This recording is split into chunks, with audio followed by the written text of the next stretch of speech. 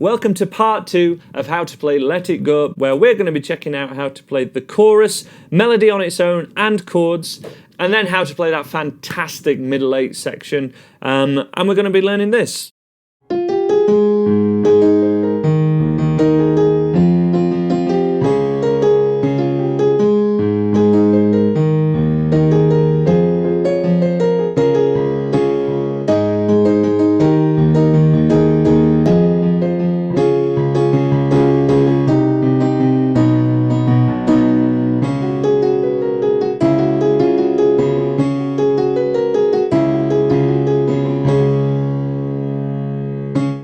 Those are the two sections that we're going to be covering in this video. This is my custom arrangement of Let It Go, based on the sheet music which is available in the top link of the description, where you will see appropriate versions for beginners, intermediates and advanced players at that link at the top of the description, with interactive sheet music, all synced to video. It really is a phenomenal thing that Flowkey offer, but that is of course a very rigid way of learning, and I felt on my YouTube channel I wanted to offer this more fluid way of learning, appropriate for multiple levels, all in the same video, where we're looking at how we can play the melody, how we can add chords to that, talking about the key, talking about the scale which the melody uses, and all the exercises that you can do to get you up to a level where you can work from the sheet music absolutely freely, and it will be loads of fun for you. So the 4 basic chords that we have for this chorus are an A flat major, E flat major,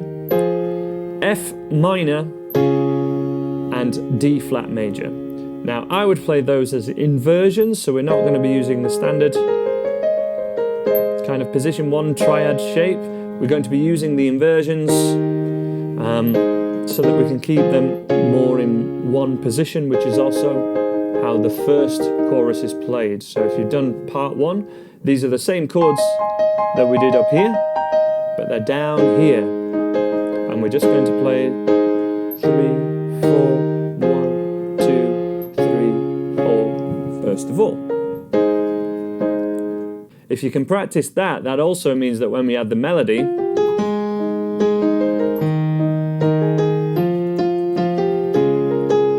it's already there under your fingers. We're not having to run up and down the keys too much. So that melody, as we covered in part 1, runs up from the F,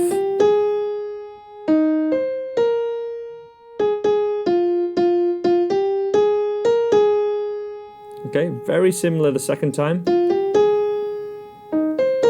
And it's only here that it changes. Finally,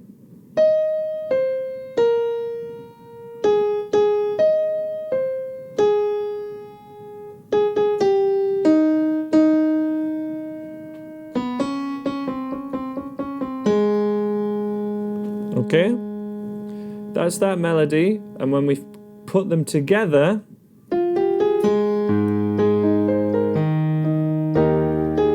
it is the highest note of the chord in the right hand that we perceive as the melody. Typically. Not all the time, but that's typically what we hear. So any notes that you can fill in from the chord underneath that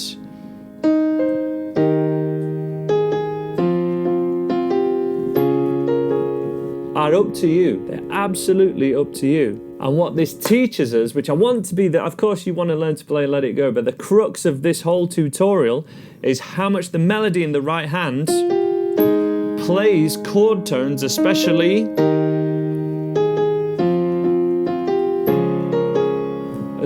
the notes that it stays on.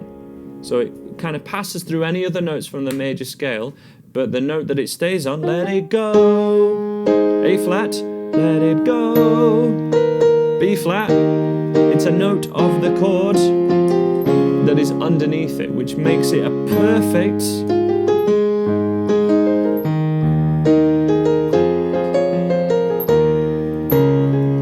I'll leave that in. Just to show you how freeing this can be as a learning experience, as opposed to or alongside reading the sheet music, which is a course available. If you want the sheet music to Let It Go, it is at the top link of the description. That would be where I would send you. After that, let the storm rage on. It was C minor to B flat major, and then we're on to this second section, which is so cool.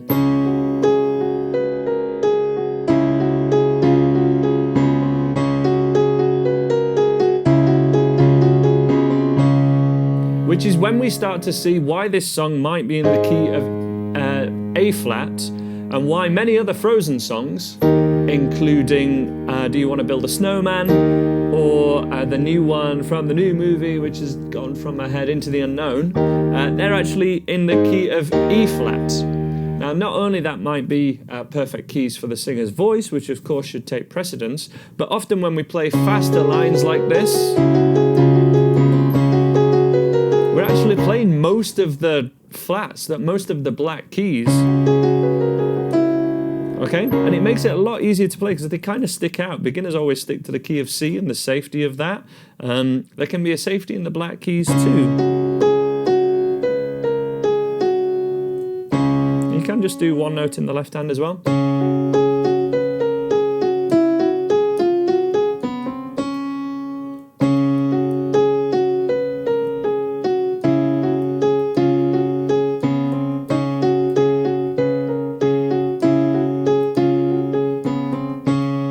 Really slow, just right hand only.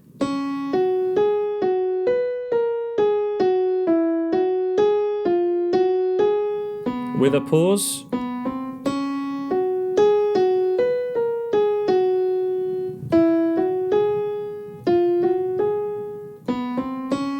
Okay, and I would be jumping the thumb there. To be able to do that quicker. That would then take us to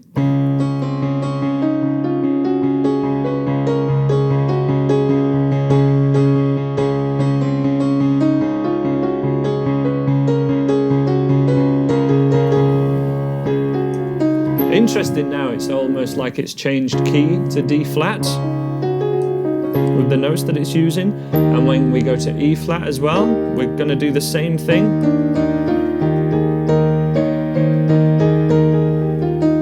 It's like we've changed key in that we're using the major scale of that chord.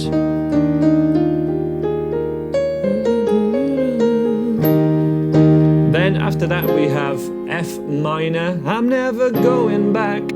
D flat, E flat, B flat minor, back to D flat, which I'll put on screen now just to make that a little bit easier for you. And I'd highly recommend writing down a chord sheet of all this and working from the chord sheet and using that alongside the notation to be able to work this out and play your own version appropriate for the skills that you have on piano. I think it's a really good way to learn it. That would then return to, and when you're playing it, of course, it's slightly different, so it would be let it go, let it go.